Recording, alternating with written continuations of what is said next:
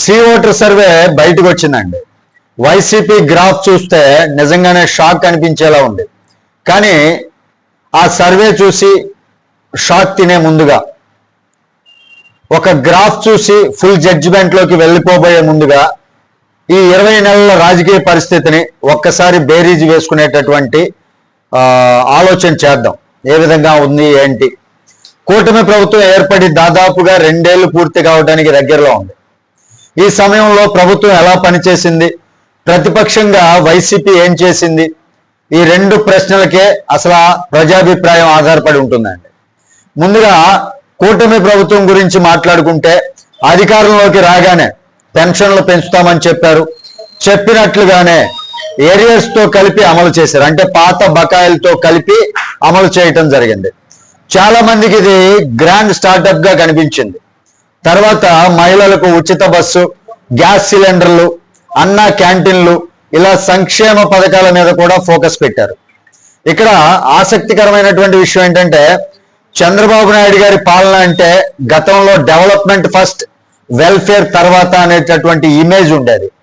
కానీ ఈసారి మాత్రం వెల్ఫేర్ కి అదే ప్రాధాన్యత ఇచ్చినట్లుగా కనిపిస్తోంది. ఎందుకంటే జగన్ హయాంలో సంక్షేమ రాజకీయాలు బలంగా నిలిచిపోయాయి. అందుకే ఇప్పుడు డెవలప్మెంట్ తో పాటు వెల్ఫేర్ కూడా బ్యాలెన్స్ చేయవలసినటువంటి పరిస్థితి వచ్చింది. అదే సమయంలో అమరావతి పనులు వేగంగా జరగడం, విశాఖలో డేటా సెంటర్లు, పెట్టుబడులు, సమ్మిట్లు ఏర్పాట్లు చేయడం, యువతకు ఉద్యోగ అవకాశాలపై హామీలు ఇవ్వడం, ఇవన్నీ ప్రభుత్వం తమ ప్లస్ పాయింట్లుగా చూపిస్తోంది.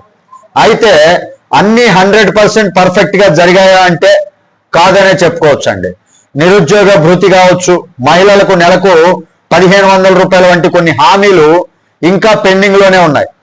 ఇదే అంశంపై వైసీపీ విమర్శలు కూడా చేస్తోంది. కానీ ఏ ప్రభుత్వం వచ్చినా వెంటనే అన్ని హామీలు అమలు చేయడం అసాధ్యం అండి. వచ్చిన వెంటనే ఏ ప్రభుత్వం కూడా అన్ని హామీలు అమలు చేయడం అనేది 100కి 100 అసాధ్యం. ఇక ఉద్యోగాల విషయానికి వస్తే మెగా డిఎస్సి, కానిస్టేబుల్ నియామకాలు, ఇతర రిక్రూట్మెంట్లు కూడా మొదలయ్యాయి. అంటే ప్రజల్లో ఏదో పని జరుగుతోంది అనేటటువంటి భావన మాత్రం కనిపిస్తోంది. ఇప్పుడు ప్రతిపక్షం అయినటువంటి వైసీపీ వైపు వస్తే ఇక్కడే అసలు కథ మలుపు తిరిగిందండి. అసెంబ్లీకి హాజరు కాకపోవడం, లోపల పోరాటం చేయకుండా బయట స్టేట్మెంట్లకే పరిమితం కావడం, ప్రజల్లోకి వెళ్ళి ఉద్యమాలు చేయకపోవడం, ఇవన్నీ వైసీపీకి మైనస్ గా మారుతున్నాయని పలువురు రాజకీయ విశ్లేషకులు చెప్తున్నారండి. జగన్ గారు సభల్లో గట్టిగా మాట్లాడినా, క్యాడర్లో ఉత్సాహం కనిపించినా అది ఓటుగా మారాలి అంటే ప్రజల సమస్యలపై ప్రత్యామ్నాయ అజెండా అనేది ఉండాలి. కానీ ప్రస్తుతం వైసీపీ నుంచి ఎక్కువగా కనిపిస్తున్నది కోపం, హెచ్చరికలు, ప్రతీకార వ్యాఖ్యలు అన్నటువంటి భావనే కొంతమందిలో ఉంది. వాళ్ళు చేస్తున్నటువంటి రప్పా స్లోగన్స్ కావచ్చు, జైల్లో వేసి చెత్త కొట్టిస్తామని కావచ్చు, చంపేస్తాం, పొడి చేస్తాం, నరికేస్తాం అనేటటువంటి స్లోగన్ కావచ్చు, ఇవన్నీ కూడా వాళ్ళ ఆ వైసీపీ ఏదైతే ఉందో వాళ్ళకి నెగిటివ్ గా ఏర్పడుతుంది. ఇప్పుడు అసలు సి ఓటర్ సర్వే దగ్గరకు వస్తే 2024లో కూటమికి వచ్చినటువంటి ఓటు శాతం 55% పైగానే ఉంది. ఇప్పుడు తాజా సర్వేలో 57% దాటిందని చెప్తున్నారు. వైసీపీకి 39% దగ్గర నుంచి 2% తగ్గిందనేది ఒక అంచనా. ఇక్కడ గమనించాల్సినటువంటి ముఖ్యమైనటువంటి విషయం ఏంటంటే, ఎన్నికల్లో గెలుపు ఓటు శాతంతోనే కాదండి, ఆ ఓటు ఎక్కడ ఎలా కేంద్రీకృతమైంది అనేది కూడా ఆధారపడి ఉంటుంది. అయినా సరే ట్రెండ్ మాత్రం ప్రస్తుతం కూటమి వైపే ఉందని ఈ సర్వే చెప్తోంది. అయితే సర్వే అంటే ఫైనల్ రిజల్ట్ అనేది మాత్రం కాదండి, అది ఆ క్షణానికి ప్రజాభిప్రాయం మాత్రమే. రాజకీయాల్లో 2 నెలల్లోనూ సీన్ మారిపోతుంది, 5 ఏళ్లలో అయితే ఇంకా చాలా మారుతుంది.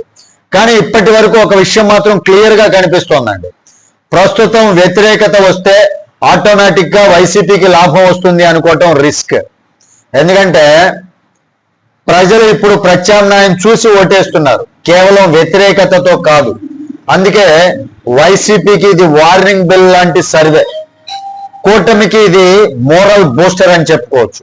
మరి 2029కి సీన్ ఇదేలా కొనసాగుతుందా, లేక జగన్ మళ్ళీ గేమ్ తిప్పేస్తారా? చంద్రబాబు పవన్ కలయిక ఇంకా బలపడుతుందా? వీటిపైన మీ అభిప్రాయం ఏంటి అనేది కామెంట్ రూపంలో చెప్పండి. ఈ సర్వే నిజంగా షాకా లేదా టెంపరీ ట్రెండా అనేది కూడా కామెంట్ రూపంలో తెలియజేయండి. వీడియో మీకు నచ్చితే ఖచ్చితంగా లైక్ చేయండి. ఛానల్కి సబ్స్క్రైబ్ చేసుకున్నాను కొంచెం సపోర్ట్ చేయండి. తిరిగి మరో వీడియోతో మీ ముందుకు వస్తాను. అప్పటి వరకు సెలవు. జై హింద్.